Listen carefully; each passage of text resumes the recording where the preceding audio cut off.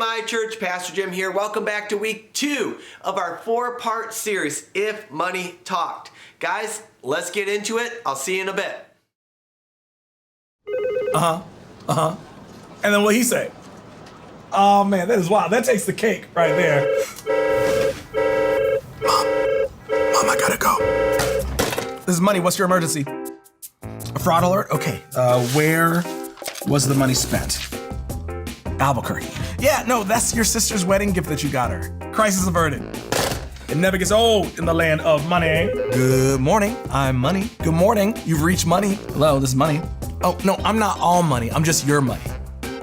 No, I'm not God. I mean, some people think that I'm God. Kind of awkward. Hi, Karen. Karen, what's wrong? No, that's not the IRS, Karen. Do not give them any information. Nope. You're not going to jail, Karen. Don't give your social to anyone over the phone, okay? Unless it's me, JK. I already know what it is. Hey, Betsy, this is Money calling. Yeah. Well, I just figured I'd call and check in. It's been 362 days since I heard from you. I realized that things got complicated during tax season, but I just want to make sure that we're still on good terms. Hello, yes, I'm calling for Jim. This is Money. Jim, I know that's you. You just said this is Jim, and then you said Jim's not here. Hello? Hey, Karen, how many different streaming content services do you subscribe to? No, that's great. I'm not saying you should feel guilty. I know that cable is very expensive, but if you subscribe to every single streaming service, it will actually be more expensive because you're buying all of the content that exists. Karen?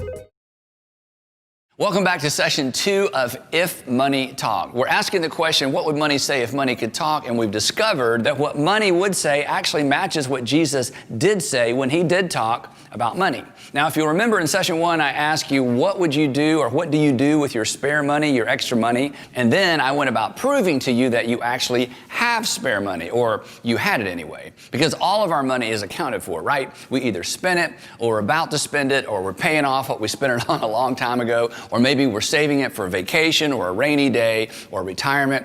And I used a word to describe this destructive cycle, and the word was, well, you'll remember, greed. Greed, as we discovered, is the assumption that everything that comes our way is for our consumption, that every single dollar that comes my way, it's meant for me. Every dollar that comes your way, it's meant for you. It's meant to spend now, or it's meant to save for later so you can spend it later. But either way, it's for you. It's for me. Now, of course, Jesus disagreed with this whole idea. In fact, he told us, and he didn't mince words, that life does not consist in an abundance of possessions. In other words, life is not about stuff. Life is not about what you have. Life is not a race for newer, nicer, upgraded, renovated. Life is so much more than that, and you know that. And your money, Jesus said, is just a tool. In fact, if money could talk, it would remind us, I can add meaning to your life, but I am not the meaning of your life. Now, this week, we're going to discuss a second thing our money might tell us if our money could actually talk. And if our money could actually talk, it might tell us this. The moment you think you own me, I actually own you. The moment you think you own me, I actually own you. Now, to illustrate this, I want us to look at the way the typical American handles their finances. And this is going to be a little bit disturbing. Here's a graph.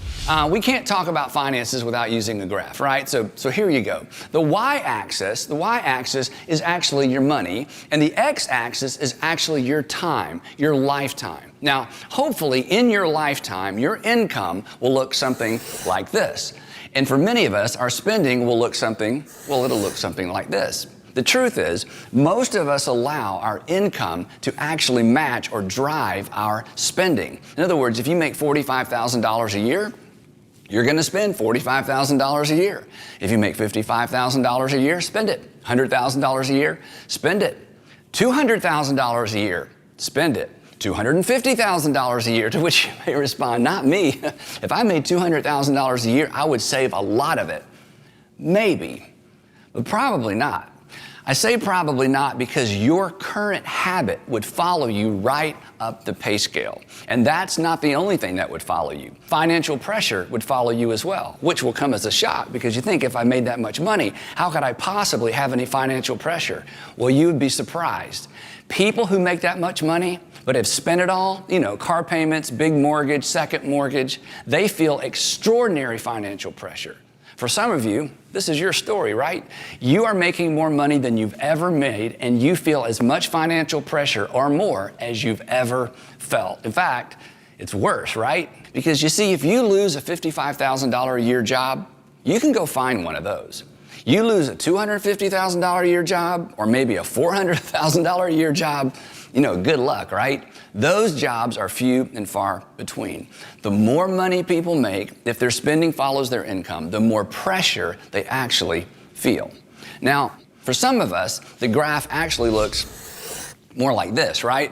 Our spending actually exceeds our income. In fact, sometimes it's because income drops, maybe you were laid off or you decided to leave your job or change careers, but often it's because we spend and borrow until we're upside down. And the next thing you know, you don't just have a money problem, you have all kinds of problems. You have a marriage problem. Every conversation is about money, right? How could you, or why did you, or didn't we already, or didn't we talk about that?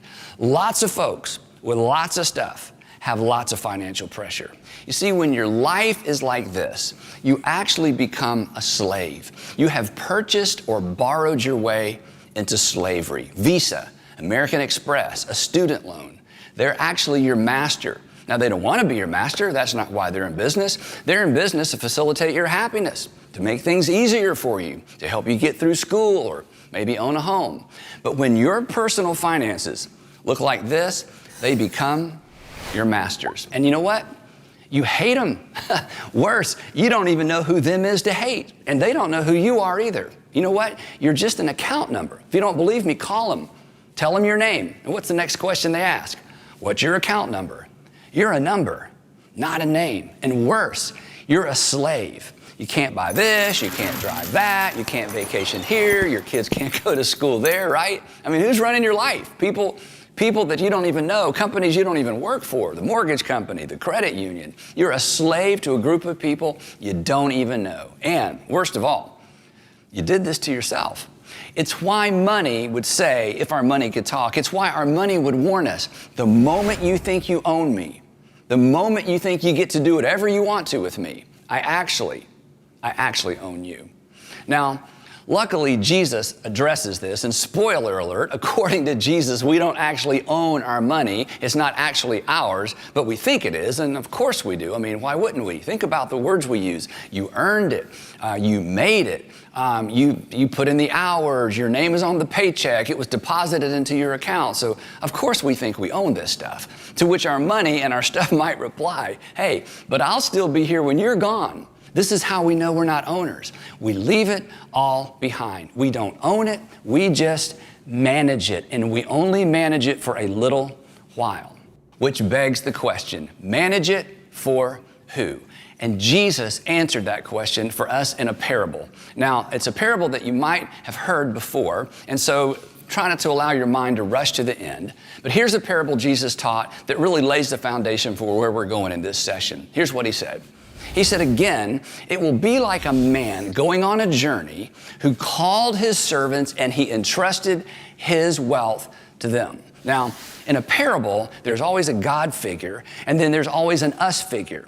Somebody in the parable represents the folks in Jesus' audience, and somebody in the parable represents God the Father. And if you read this parable, if you read the whole parable in context, it becomes very clear that the wealthy man, the one who's going on a journey and entrusts his wealth to his servants, he represents God. And the servants to whom the wealth is entrusted, well, that's me, and that's you. He continues, again, it will be like a man who goes on a journey, who calls his servants to him, and he entrusted his wealth to them. Now notice, he doesn't give them his wealth. This wasn't a loan. He just let them manage his money for him for a little while he was gone. And what percentage of the money did the servants own? Well, 0%. What percentage did the master own? All of it. It was all his. And this is important. In fact, this is actually the point of the parable. Jesus continues.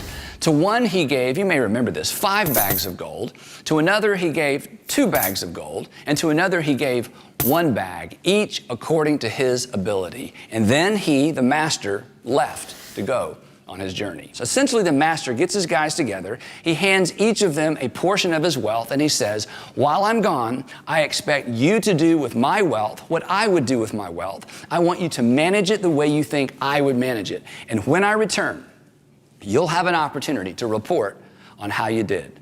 Now, if you know this parable, you know what happens next. When he returns, he discovers that they all didn't manage his money the same way, right? 2 of these 3 guys, they did really well. In fact, they doubled their master's money. One of them doesn't do quite so well. He buries it. Jesus continues. After a long time, the master of those servants returned and he settled accounts with them.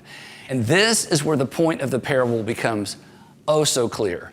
The servants didn't get to keep the money they'd been managing.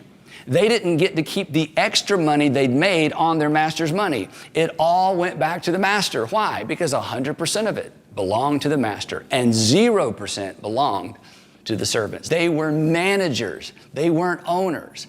And when we read this parable, there's a tendency to get all caught up in the unfairness. I mean, one guy got 5, another guy got 2, one only had 1. In fact, some of you are kind of stuck there right now, right? You look around the world, you look around your community, you look at your friends, and you think it's just not fair. I work just as hard as he does. I work just as hard as she does. His salary's twice as big as mine. I mean, if I had that much money, if I had that opportunity. But Jesus says, no, that's not the point. The point of this parable is simply this. It's not the amount of money that each of these servants was asked to manage. That was outside of their control. The issue wasn't how much they managed, it's what they did with what they were asked to manage. Now, think about this.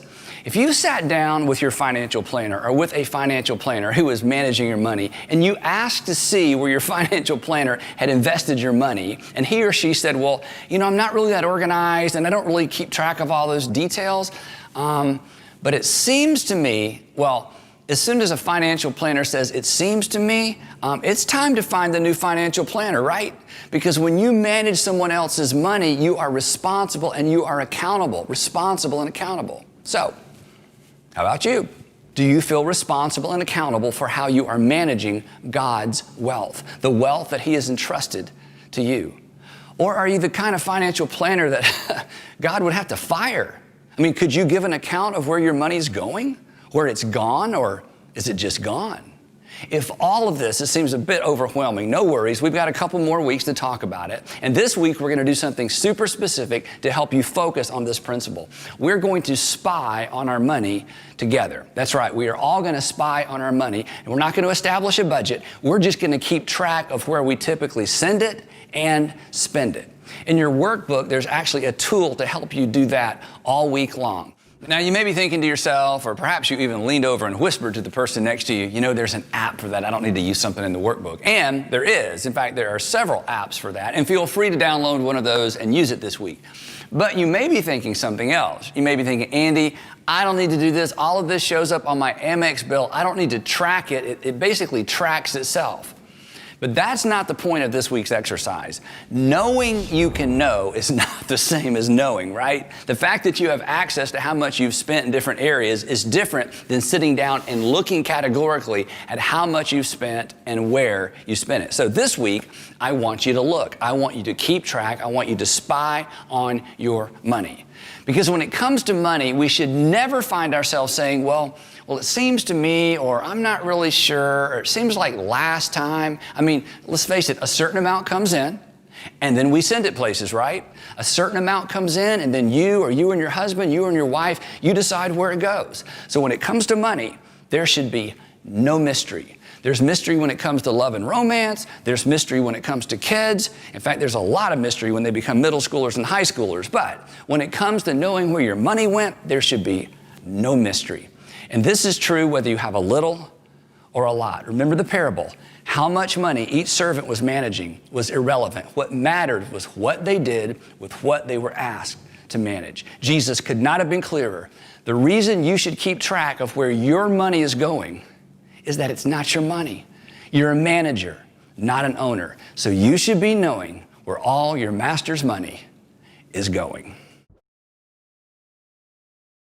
All right, guys, wow, a lot going on in the video, a lot to talk about today. So let's go ahead and get into it. But before we do, let me just remind you and everyone around you that the purpose of my church, the reason why we're here, is to help all people encounter Jesus. Guys, I love you. Let's go.